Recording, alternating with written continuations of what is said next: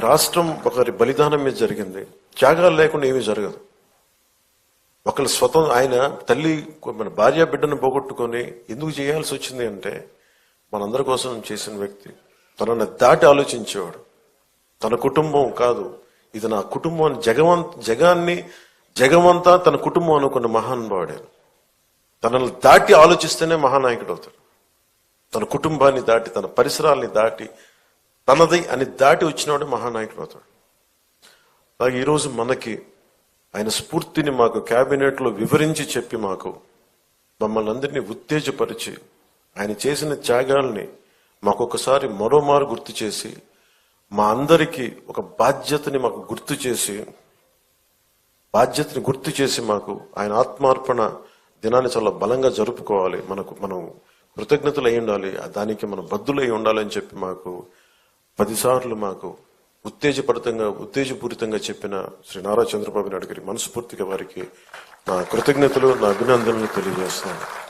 ఎందుకంటే continuity of memory లేకపోతే ఏమైపోద్దంటే తల్లిదండ్రులు కూడా మర్చిపోతాము. అలాంటిది ఈరోజు ఎందుకు జరుపుకోవాలంటే ప్రతిరోజు మనం గుర్తు పెట్టుకోవాలి. నేను ఈరోజు అన్నం తింటున్నాను, నేను ఒక పదవి వచ్చింది, నేను ఒక ఉద్యోగం చేస్తున్నాను, భాషా ప్రయుక్త రాష్ట్రాలు వచ్చినాయి అంటే ఆయన బలిదానం వల్ల.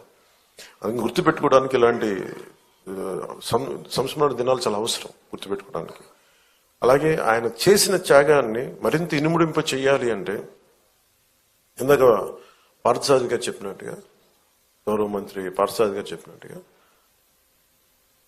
గౌరవ ముఖ్యమంత్రి శ్రీ నారా చంద్రబాబు నాయుడు గారి నాయకత్వంలో విజన్ 2047 ఆవిష్కరించారు పుస్తకాన్ని. ఎలా ఉండాలి విజన్ అనేది. ఆయన ఒక పుట్టి శ్రీరాములు గారు ఒక కలగన్నారు, ఆంధ్రులకి ఒక ప్రత్యేక రాష్ట్రం కావాలని. నందమూరి తారక రామారావు గారు తెలుగు ప్రజలను ఎప్పుడు కూడా మద్రాసులు అంటే నేను తెలుగు వాడినని సగర్వంగా చెప్పి, తెలుగువాడు కాలర్ ఎగరేసుకున్న తెలంగాణలో ఉన్న ఎక్కడున్నా సరే మాకంటూ ఒక ఉనికి ఉందని ఆత్మగౌరవాన్ని చాటి చెప్పిన మహానుభావులు శ్రీ ఎన్టీ రామారావు గారు.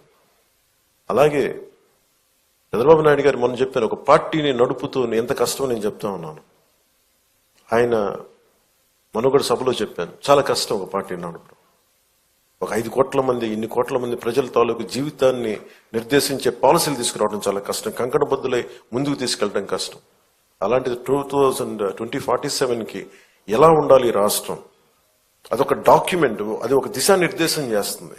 ఇలాంటి అవకాశాలు ఉన్నాయి, ఇంత పెట్టుబడి పెట్టబోతున్నాం, లేదంటే మనం నేచర్ ఫార్మింగ్ ప్రకృతి వ్యవసాయం చేస్తున్నాం, లేదంటే ఇన్ని ఉద్యోగాలు కల్పించబోతున్నాం, లేదంటే ఇలాంటి మన టూరిజంలో ఇలాంటి ఆలోచనలు ఉన్నాయి. ఇవన్నీ ఏం చెప్తున్నాయి అంటే ఎవరైనా అందిపుచ్చుకోవచ్చు అని. దీనికి ఒక కులం లేదు, ఒక మతం లేదు, ఒక ప్రాంతం లేదు.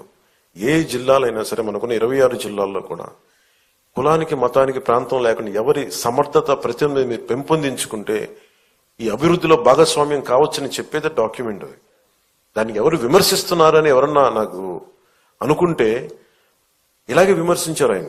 1990లో కూడా విజన్ 2020 ఏంటి అర్థం లేదన్నది అందరికీ కనిపిస్తే వాళ్ళు మహానాయకులు ఎందుకు అవుతారు. ఆయనకి కనిపించింది రాళ్లలో రప్పలో ఒక మహానగరాన్ని, సైబరాబాద్ వచ్చింది, దానిలో కొన్ని లక్షల మంది. మన రాష్ట్ర విభజనకి సర్ప్లస్ బడ్జెట్ వచ్చేంత స్థాయికి ఒక క్యాపిటల్ పట్టుకెళ్ళింది.